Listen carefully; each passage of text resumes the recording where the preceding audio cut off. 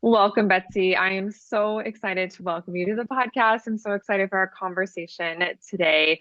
So, I always want to start off, especially since it's the first time you're on the podcast, so that everyone can just get to know more about you and your story and what led you to, do what you're doing today. So, if you could just share a little bit of that, that would be awesome. Sure. So I'm the first board certified female urogynecologist. And before I even went into medicine, and even when I was in like residency, I was in OBGYN residency. I had never even heard of urogynecology. Like I had no idea what it was because it's a very small specialty and it wasn't even created until like the late 1970s and didn't even become a board certified specialty until the like 2013 2014.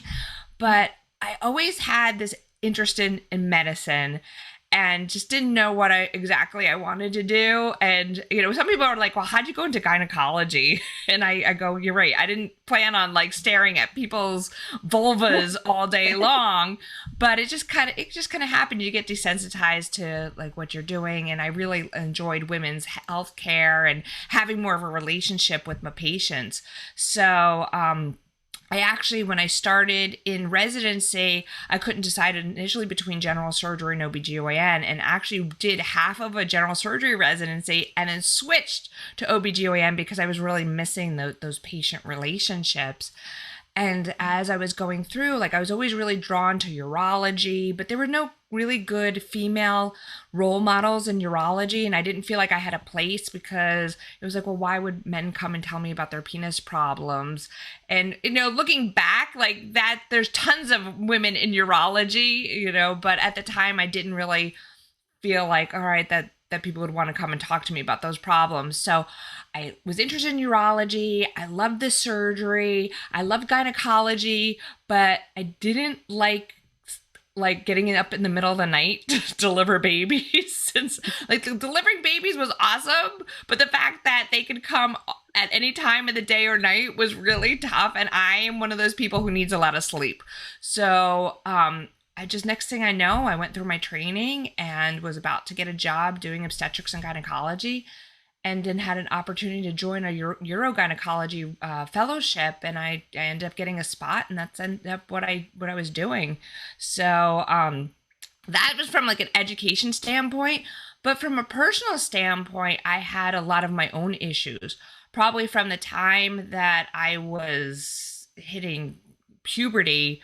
I was always getting recurrent yeast infections, and it kind of felt like I was broken and there was something wrong with me. And I wasn't getting a lot of help from the gynecologist that I was seeing. And so it also became this personal journey of trying to fix my own problems, whether it became like recurrent infections or pelvic pain or pain with sex, and like pretty much anything you could say that was in my like field of study, like I've had it and I've experienced it. So it became kind of a personal journey of healing, and then trying to make it so that nobody else had to go through those same problems, and trying to find more holistic answers than like, well, let's just do surgery or let's biopsy things or let's just cut parts out. So that's how I ended up going into this field. So Well, Betsy, thank you for sharing that. It is so interesting how so much of like our own story ends up being such a part of what we do because I second you, I feel the same way. So, okay, there's so much I want to have you talk about today. So let's start with some pelvic health conversation because my ladies love learning more about pelvic floor health. And I think that it is a topic that we just need to keep talking more and more about, and everyone listening just needs to share it with all the other women in their lives, right? So can we start and talk about pelvic pain for starters? Because I know there can be different things that lead to pelvic pain, but what are some of the most common things that you see or maybe have even experienced that are the root causes of pelvic pain? yeah, this is a subject that we could probably talk about for hours. And, I think just in general, I'm just going to start with pelvic health in general, is there was a study that showed that 65% of women are uncomfortable saying the word vagina, but yet 80% of us will have a pelvic health condition at some point in our lives. And the statistics on pelvic pain are only about 30%. And I say only, I think those numbers are grossly underreported. I think there's a lot of women who just kind of grin and bear it and just think that this is a normal part of being a woman, and it's not. So I think the studies really underreport the amount of women that are suffering from pelvic pain conditions. And I think too often they kind of get ignored in the medical field because, once again, if patients are uncomfortable talking about down their parts, there are doctors that really didn't receive a lot of training. And so unless you're in the field of gynecology, you kind of get pushed to the side. And I find that a lot of pelvic pain conditions don't have to deal, like their root cause is not necessarily in the pelvis. It's not necessarily the vagina. There are other areas of the body that are causing or triggering that pain. And now it's just where the nerve endings are perceiving that pain. So, and the other problem I see is in the traditional gynecology training, we don't get any training on pelvic pain. I mean, when I went through training, it was literally the textbooks at that time, and they haven't changed much, said that if someone's having pelvic pain, that there's a history of some kind of trauma, maybe like a sexual or emotional trauma, or there's a psychological condition, and they should go see psychological care. And I think that really disempowers women. Now, it's not to say that there can be a lot of emotional trauma that goes into having pelvic pain, because women in general tend to hold their stress in their pelvis. So what we end up doing is, whether it was a giant trauma, and I don't want to trigger people, but let's say we're talking about like a rape or incest or some, a big giant trauma that can be internalized by the body and held in the pelvis. Or it could be a trauma that, like, you had some kind of horrible heartbreak. Like maybe somebody broke up with you and you just never got over it. Like, trauma can come in different ways. It could be like you were embarrassed about something. Like, it could just be like an embarrassment that now triggered the stress response. So trauma, we always talk about trauma could be the big T when we talk about these horrific things, or it could be just something little that you didn't even realize was happening. And now our bodies tend to, as women, we tend to hold that stress in our pelvis. And what we don't realize is, when we don't deal with the emotions, the body's got to do something with that energy. And so, and a lot of times women, we try to be tough. We try to like we're women, hear us roar, like we can do this. And we try to multitask, and we're just doing too much. And our bodies are like, we don't know how to deal with that stress. And so we tend to tighten the muscles in the pelvic floor. So pretty much every pelvic pain condition has something to do with holding stress in the pelvis. So one of the things that we, like I said, we do is we tighten up those muscles, and we don't even realize it. And now when we tighten those muscles, now a whole bunch of different things can start happening, where it can be, when we tighten the muscles, we actually constrict our blood vessels. And so when we constrict the blood vessels, we don't get enough blood flow to that tissue, and now the tissue is not as healthy.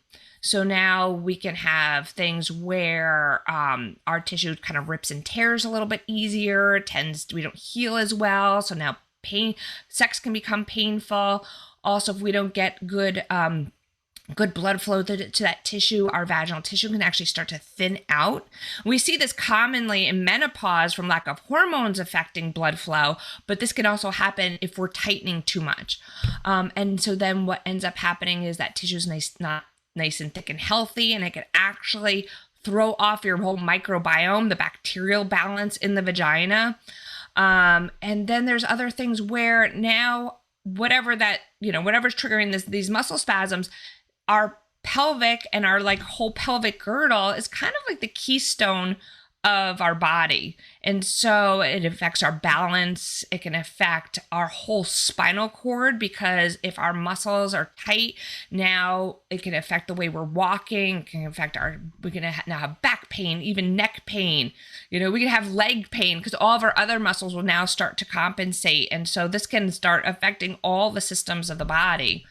And then to add to that, we now increase our risk of constipation. And so constipation in itself can be a trigger. That can be one of the like trauma things that could happen that could be a trigger.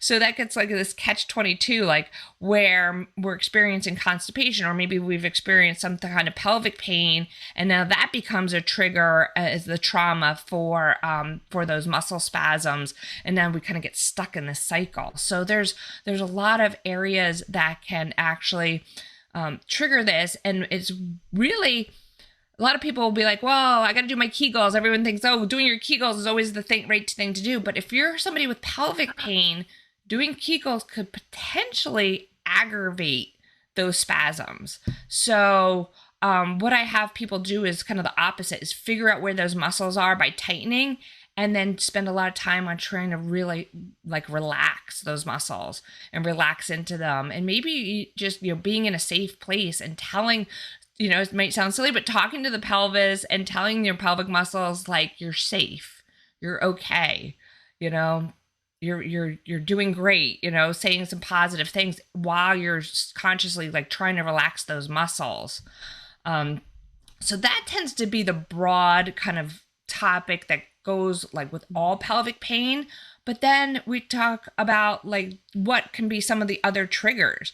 Like I've seen many women where their pelvic organs are not the trigger for their pelvic pain. I've seen where maybe they've injured a hip ligament, or they have something like a herniated disc in their back, or even all the way up to like herniated discs in the neck, or problems with the neck, something where the spine is out of alignment.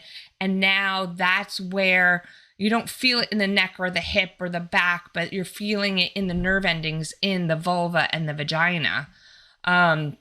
Also, sometimes it could be if the bacteria balance of the vagina is off. That can be something, or it could be blood flow issues. There's so many. Actually, another thing that, and like I said, I could talk about this for hours, is I've seen a good number of women who have imbalances in their gut health triggering their pelvic problems.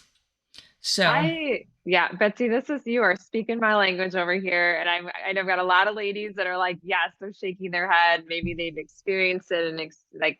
And I'm so glad you are reiterating that restriction of the pelvis and all the other pieces connected. I've been saying it for years, and it's so interesting because I always say like the pelvic floor kind of found me, right? Even though in all my movement practice, it's very interesting, but I just see across the board that women with pain, even if it's not pelvic pain, it's hip pain or back pain, it can be like, again, it's all connected. We have to understand and work on releasing and relaxing through the pelvis. So it's so fascinating to me when we can get women to actually do that. And then it's just amazing the positive domino effect it has on the rest of their body. It's so fascinating. And so cool. It's interesting because I knew this from like years of working with patients. And then in 2017, I had a car accident. It was a minor car accident, but enough that it caused some problems.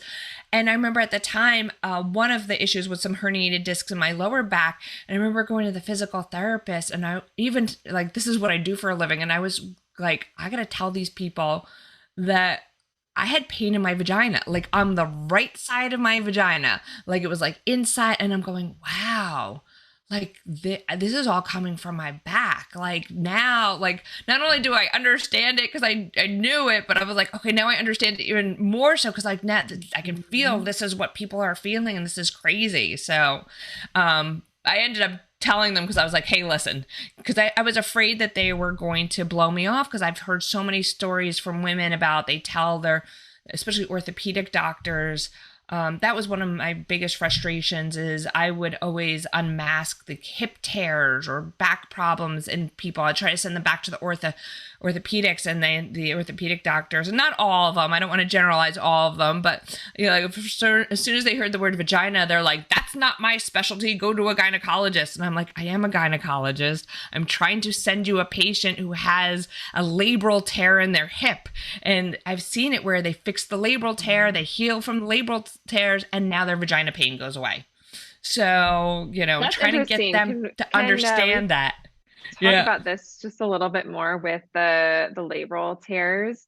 So, okay, so you're saying, which totally makes sense, right? Because I talk about this all the time with we can be really restricted in one side of, say, our right hip, for example, and that's actually causing like a tug of war through the pelvis, and maybe Mm-hmm. we have the pain on the left side. But also, maybe because of how long that's been going on, maybe there's actually a tear on, probably that'd be the opposite side, most likely, of where that restriction is, because it's just kind of constantly getting cranked on. Okay, so if scenario here, if we've got a woman listening who's like, okay, this kind of maybe resonating with her, she's like, yeah, I've been having that pelvic floor, that vaginal pain on one side, right? Only one side, not the other. Like maybe it kind of feels like hip pain, but then it feels more vaginal related. Where does she go first? Where's the first Yeah. place for her to go? Is it orthopedic? Is it physical therapy? What do you recommend if she's maybe her intuition is saying, I need to be checked out to make sure I don't have a labral tear that's been causing some of my pain? You know what? This is where it gets really difficult. And honestly, let's say they do go to an orthopedic who actually understands that this could be a thing. First thing they're going to send them to is going to be physical therapy anyway. So I always tell people, because a lot of times it can get better with physical therapy. And now a tear might not get better, but the symptoms can get better. And if we can do things to avoid surgery, why not? So I always say physical therapy is probably the best place to start with something along these lines, because there, in the physical therapy world, especially pelvic physical therapy, there's a lot more of an understanding of what's going on here than there is even in the medical specialties. And I say, like, if there's no improvement in 8 to 12 weeks of physical therapy, then the next places we need to start looking is maybe a gynecologist that understands pelvic pain, and urogynecologists are far and few between. Pelvic pain gynecologists are even like less, they're harder to find. But there is the International Pelvic Pain Society, and you can go there and find practitioners that are involved in that. And then orthopedics. But you could have even your general doctor, if they understand. And I've had patients over the years, some of this stuff is self-taught, because I've had patients over the years who have come to me and they're like, hey, I think this might be going on, or I heard this someplace, or I learned this, could this be a thing? And I'm like, all right, well, let's go look into it. So, I think if you have a doctor that you really feel like you have a good relationship with, if it's a primary, and be like, hey, and I'm having this problem, and can you write me to get an MRI of my hip? Can you write me to get an MRI of my low back? That I think is really, a good, because if we have the MRIs, it's a little bit easier to get orthopedics to be like, okay, yeah, now we see the problem, So Yeah, absolutely. where if Okay. you just go to like Yeah. a general, and like I said, I don't want to badmouth any of the specialties, but it really has to do with our training. I mean, even in gynecology, we're not getting trained in this traditionally. So you're definitely not expecting the orthopedics to be getting trained in pelvic pain, but the body's all connected. And so we kind of, I have this image I had made up. It's like a woman, and it's like her top of her torso, and then her legs, and there's clouds behind her, and then there's like clouds in the pelvic area. It's like kind of like in the traditional medical community, it's like that area doesn't exist, especially Right. for women. It's like because nobody knows what to do with it. So they're like, we don't know, we weren't trained, so therefore,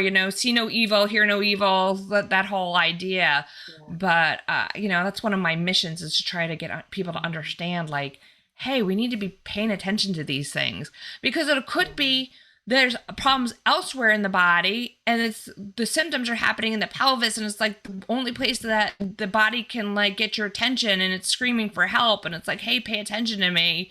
And now we have to be like, detectives, and try to uncover, well, where is this coming from? And I always tell people, we got to look in the pelvic area, but we got to look outside the pelvic. And Oh, this is yeah. why, unfortunately, way too many times I've seen women who've had pelvic pain, and doctors be like, well, I don't know what it is. Let's just take out your uterus. Let's just take out your ovaries. let's just take the parts out. Well, you're having pain, let's just chop some parts out. And the pelvic pain doesn't go away because those weren't the problems. So that's I'm always like, let's do the surgery absolutely last until, like, let's look at other areas of the body and bringing in other specialists like pelvic physical therapy, regular physical therapy, acupuncture, like bring in everything. I've seen the Pilates instructors help people a lot with it. Like, let's just bring everybody else in before we start chopping out organs and body parts. So, Yeah. Well, and Betsy, something I want to just kind of add into this, because what everything you've said is like, it's spot on. And I love hearing you say and bring more awareness to all of this. Because I always feel like, the pelvis, it's where I start with everyone in core rehab. It's like, and well, really anywhere, right? You have to start with the pelvis because it yeah. is, women are so locked in their pelvis or Mm, misaligned, right? They've got the hip pain or the, like, kind of even just to tie back in, if there is a labral tear, okay, even if you go get it fixed, you have to ask the deeper question of why did it happen in the first place? If you go get it yeah. fixed and you don't work on your alignment and releasing and rebalancing the musculature in your fascial system and improving your breathing and all that kind of stuff, then the chances of an injury again is very probable because the misalignment is still there. So it's so important, even if surgery is ever something that is, it needs to happen, you still got to come back and work on rebalancing. You led me into Yeah. my next thing I want you to talk a little bit about is hysterectomies, because I get women that find me, come to me, whether it's private or, online through my core rehab program. And as they start understanding and learning more about their body, they start asking, like, gosh, I kind of feel like I actually didn't need a hysterectomy. Sometimes there's even tears about it because they're like, I didn't know any of this stuff that they're now learning. And they're like, I can now actually start to feel my pelvic floor. I'm feeling the things in my body that I never felt before. No one ever mentioned this to me because all I was ever told is go to a surgeon. You need a hysterectomy, whether it's pain, whether it's pelvic organ prolapse, right? Whatever it is. So, can you talk a little bit about, again, I know we could talk for hours about hysterectomies, but I guess kind of in general about, when is a hysterectomy really necessary? But how often do you really see that the symptoms are of something deeper and not actually your poor uterus's fault? Yeah. So, unfortunately, when it comes to pelvic pain, not often does the hysterectomy help. So, when we talk hysterectomy, we're talking about just, well, it can be a couple of things: removal of the uterus and the cervix. So, the cervix is just the opening of the uterus. Or sometimes people in lay terms will refer to it as removing the ovaries, the fallopian tubes, the uterus, and the cervix. But in medical terms, it's really just the uterus itself. And so when it comes to prolapse, there are ligaments that hold up the top of the vagina.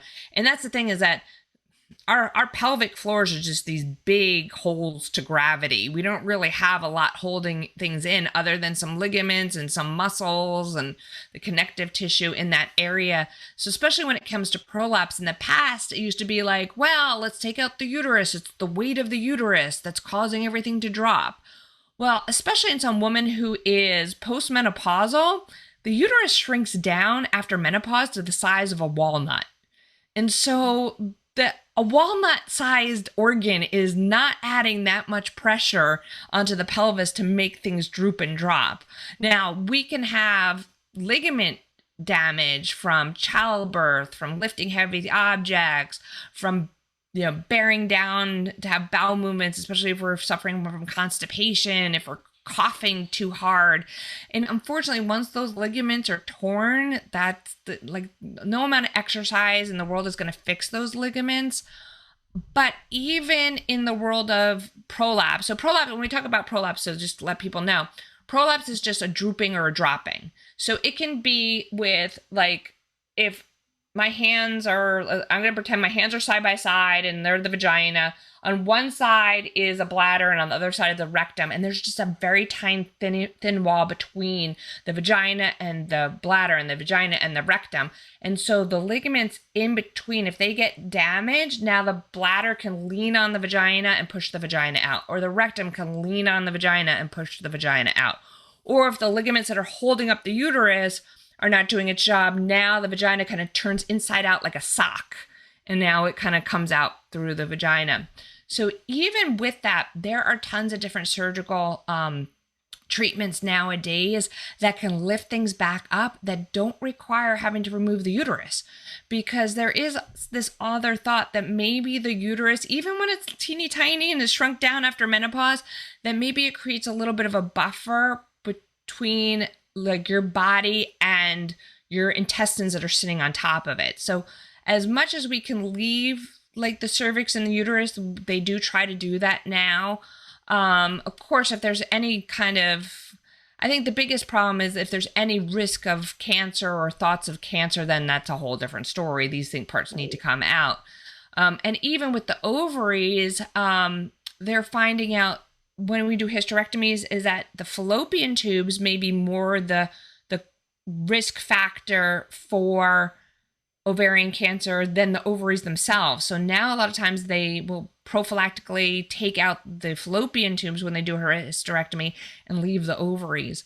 Because even in menopause, there is this thought that the ovaries are also still making a little bit of testosterone. So as long as you can keep your own hormones, the better.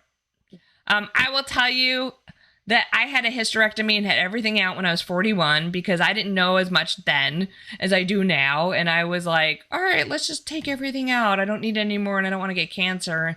And I do wish I had kept, some at least one ovary for the hormone purposes.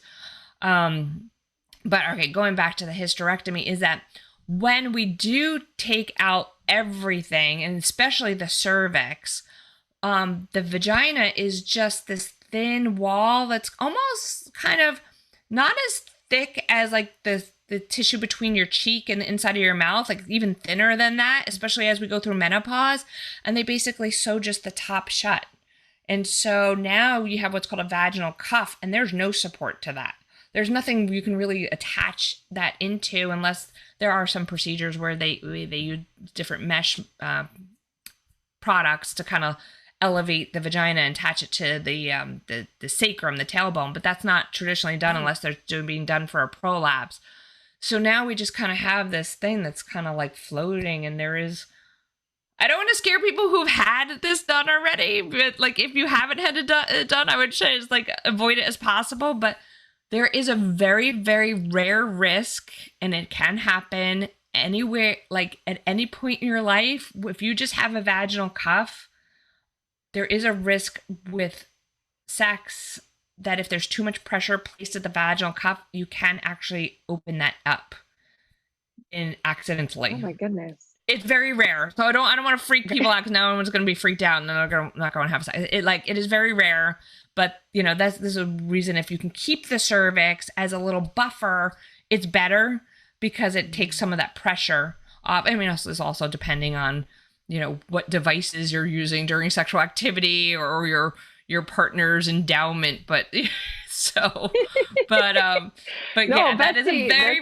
rare risk. I don't want to scare people. Everyone's going to be like, forget it now. But no. Knowledge is power. I think it's great for women to know because again, like, what if it did happen and they had no idea what's going on?